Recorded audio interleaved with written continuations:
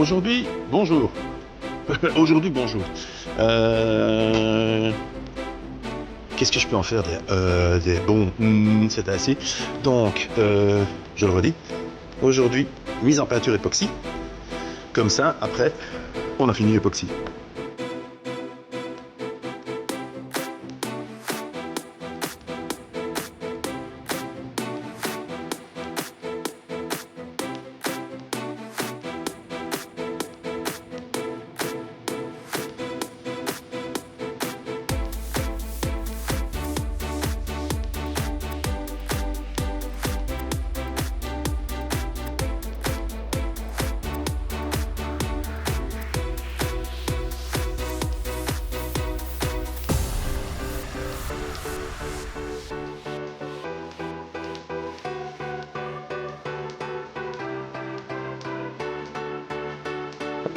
On est en train de mettre, enfin je suis en train, on est en train de mettre les plaques, voilà, hop, à positionner les plaques, c'est du PVC, on va coller sur le toit, à mettre sur deux pour boucher là où il y avait l'air conditionné, donc on est au travail.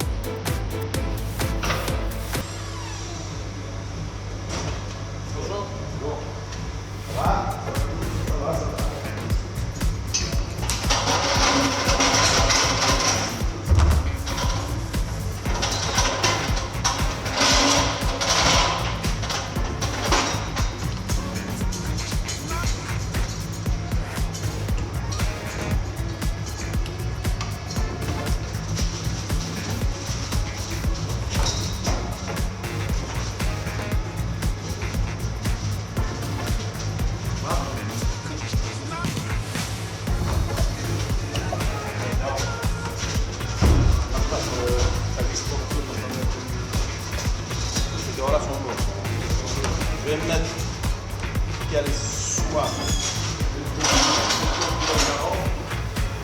là, je suis bon. Comme là,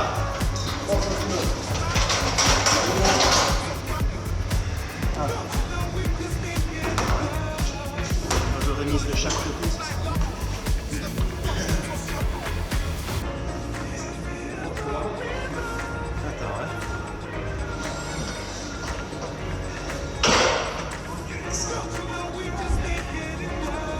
Presque. Là, maintenant.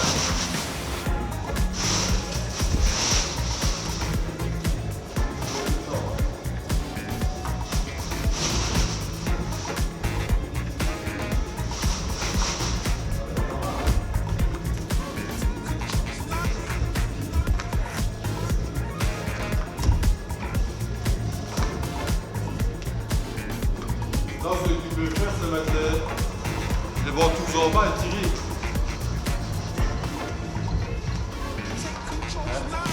Tu mets les ventouses en bas et tu tires vers le bas. Ouais, ce que je vais faire déjà, je vais mettre des points. Je vais pas casser le cul. Je vais laisser prendre celle-là jusqu'à demain. Ouais, et puis demain, celle-ci, je sais, quand je la cale le long de celle-ci, je suis bon. Ah bah oui, je sais que je dois mettre.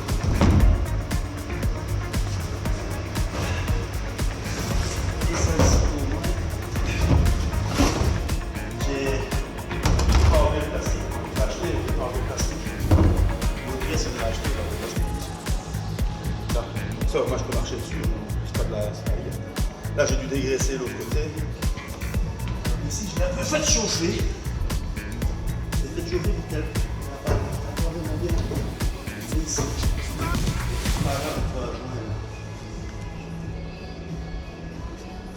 De manière, je dois refaire un joint qui vient tout le long.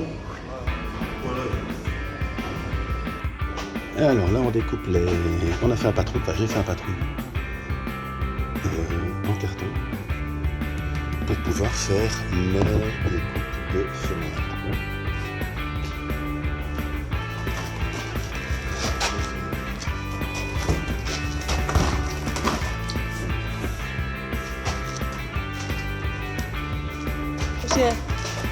Et ça va crisser ici.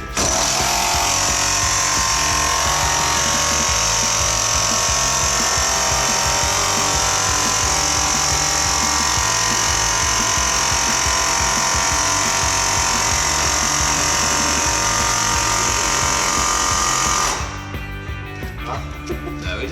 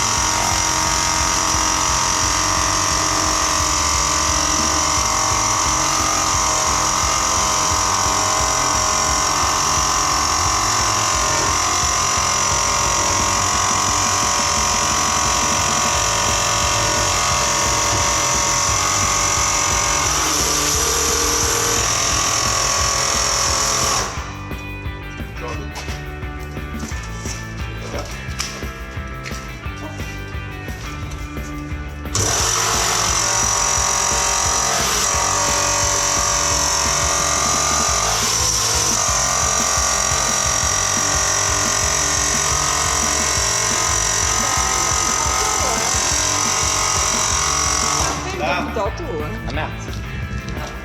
Ah oui, il faut Oui, Malin. Si tu es pas mal.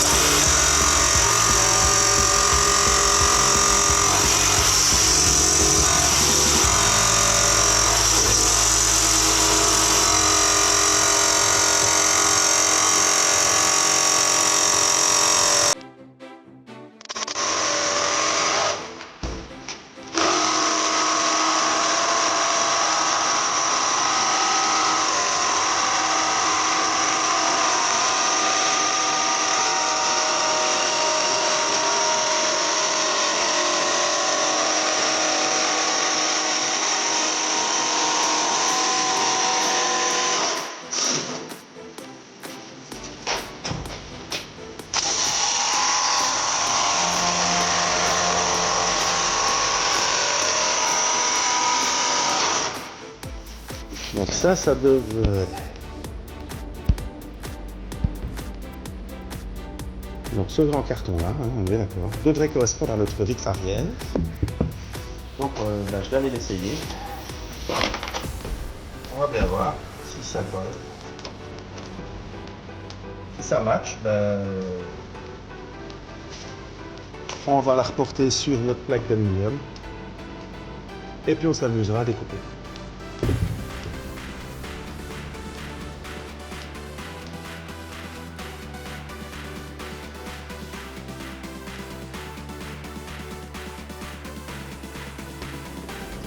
Eh bien, c'est bon. Donc, j'ai bien fait ça. Dans mon carton qui a servi à faire tous les patrons de toutes les fenêtres, finalement, j'en ai besoin que d'un. Et quand on travaille intelligent, tu vois, on dirait Willy. Et hop, je vais reporter mon patron là-dessus. Et je vais faire la découpe. Et puis, on prépare à l'atelier pour faire les peintures.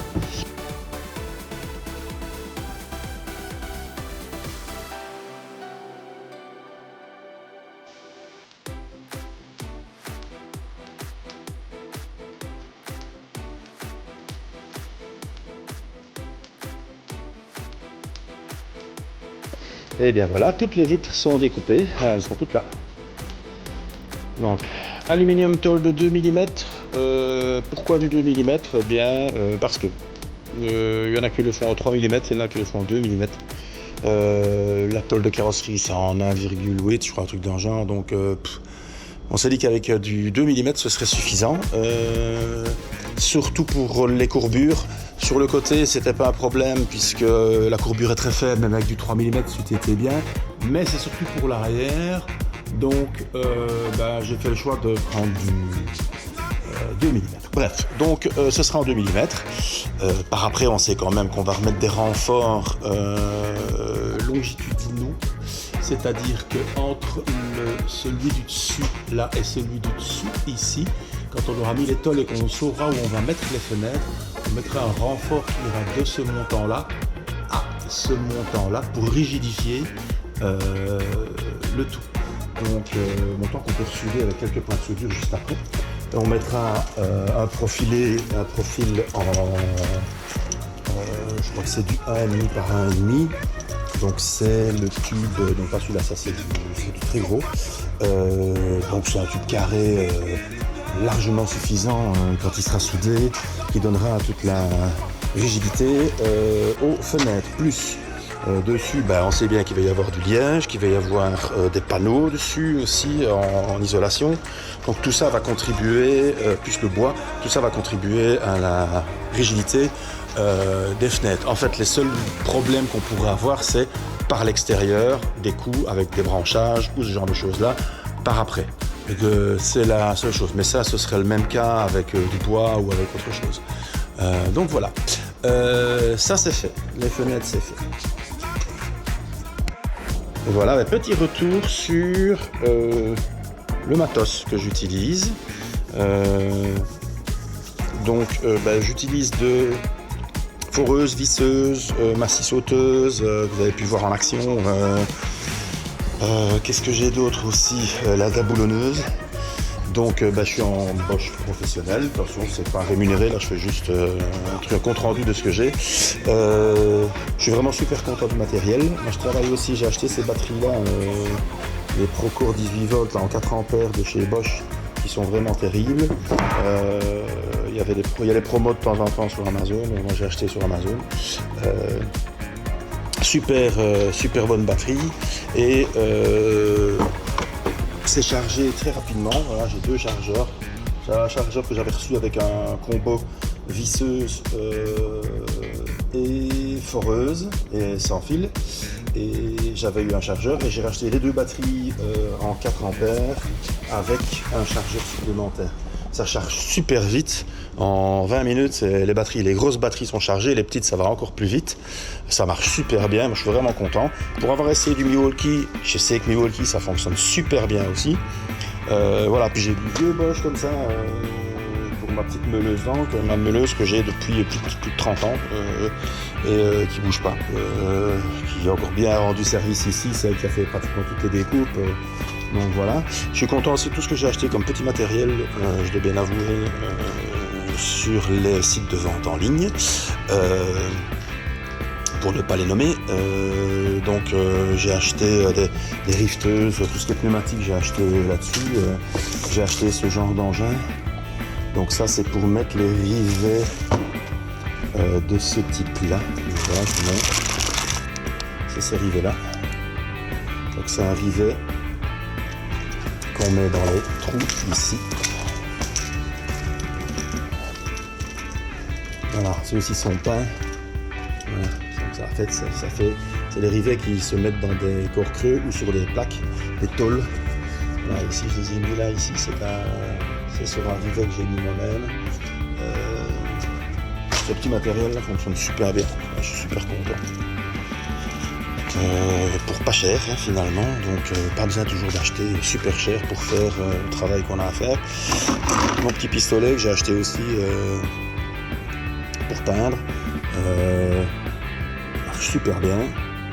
C'était un kit vendu, je payais ça 35 €, je crois que c'est 37 €. Un kit avec plein de gobelets, plein de filtres, de quoi nettoyer. Il faut bien les nettoyer, bien faire attention quand on a fini de travailler. S'il est super propre, on réutilise la fois suivante, c'est super bien. Par contre, la seule chose que j'ai acheté, c'est un trop petit compresseur. J'ai acheté un compresseur qui irait juste dans le cadre, qui n'était pas trop grand. Et j'ai choisi un compresseur qui est débite pas assez en fait. Il faut toujours faire la différence et bien regarder, parce qu'on vous annonce les compresseurs à 10 bars. En fait, 10 bars, c'est au maximum. Quand ils sont à plein, ils sont à 10 bars, mais ils ne débitent pas à 10 bars. Alors il débite assez de litres pour faire de la peinture. Ici je vais peindre fenêtre par fenêtre, ça va aller. Si je dois peindre tout le quart, si je dois faire la peinture du quart, je dois faire élément par élément, je dois faire section par section. Je ne peux pas faire tout le quart et partir et commencer à peindre toute la longueur du quart, ça n'ira pas. Voilà, faut se renseigner un peu là-dessus par rapport à ça. Mais pour le travail que je fais ici, c'est super bien, c'est suffisant. C'est un peu limite pour... non, c'est même très limite pour ce qui est ponceuse, parce que c'est une ponceuse, ça bouffe de l'air, mais à une vitesse pas possible. Donc ça, il vous faut, en fait, il vous faut 10 bars, moi 8 bars en débit, full, continu, pas 10 bars en pointe. Moi, j'ai du 4 bars et demi en continu. Donc c'est la moitié de ce qu'il faut pour une ponceuse. Pour pistoler complètement avec un bon débit, c'est pas assez non plus, il faut au moins 7 bars. Donc voilà, mais je voulais pas faire l'investissement d'un super gros compresseur. Donc voilà, une fois de plus, une question de choix. Moi, je m'en sors très bien avec ce que j'ai là. De toute manière, on va faire élément par élément. Sur le quart, pareil, on va certainement peindre élément par élément.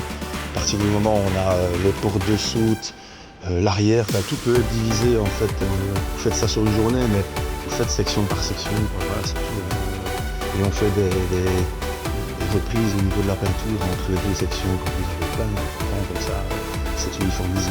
De toute manière, c'est un autocar, c'est pas une voiture non plus.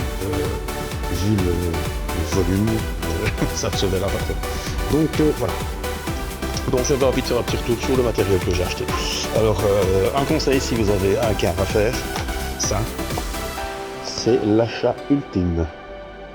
Donc ça c'est pour mettre le silicone sur l'air comprimé, ça fonctionne. Donc vous n'allez pas niquer les mains, faire ça, pomper. Ça c'est un pistolet rap, ça débite juste à la bonne vitesse, tout le temps, de la même manière. C'est juste génial. Ça fait pas des mottes, donc vous faites des beaux cordons comme chez les remplaçants, ceux qui font les remplacements de pare-brise. Il vous faut des beaux cordons comme ça, ça vous faites la même chose, c'est génial. Donc ça, c'est si vous faites un quart, à pas hésiter. Quand vous avez des grandes pièces à faire avec du silicone, des énormes panneaux à coller, nous ça va être les fenêtres. Alors vous vous rendez compte ici, il va falloir que je fasse un cordon qui fait tout le tour de ces panneaux-là. Et un cordon qui fait 2 cm d'épaisseur. Donc si j'ai pas une machine pour le faire, c'est pas possible, quoi. Mettre 3 heures pour le faire. Quand j'ai fait les plaques là au-dessus, là sur les plaques qui sont là d'un mètre carré, donc 2 mètres carrés, elles font 2 mètres sur 1, et j'ai vidé 4 fois 300 ml, 4 cartouches de silicone. Donc croyez-moi, si vous faites ça, achetez une pompe. Voilà, c'était un petit retour sur le matériel, voilà, petit aspirateur là aussi, pas cher du tout sur le site de vente en ligne que nous connaissons tous. Vraiment génial, j'ai acheté cette couillonnade là, j'ai payé 10 fois moins cher que... 10 fois, j'exagère, 10 fois. Enfin, toujours à l'île des jours que je suis marseillais, mais j'ai payé 3 fois moins cher que dans le commerce pour des pinces qui finalement font bien le taf. C'est pas de la marque, mais ça marche super bien et ça fait le travail vraiment sans problème. Donc voilà, ça permet aussi de faire des économies et de pouvoir investir ailleurs dans le véhicule. Voilà. Donc ici, c'est fini pour le petit matériel et le gros matériel. Pareil, échafaudage aussi. Ça finit, non? Cet échafaudage aussi, ça c'est acheté en France. Ça c'est acheté sur un site français. Parce que ça en vente en ligne, j'ai pas trouvé ce que je voulais exactement dans cette dimension-là. Celui-là, il est juste génial. Il sera à vendre au mois de fin septembre, ce sera à vendre.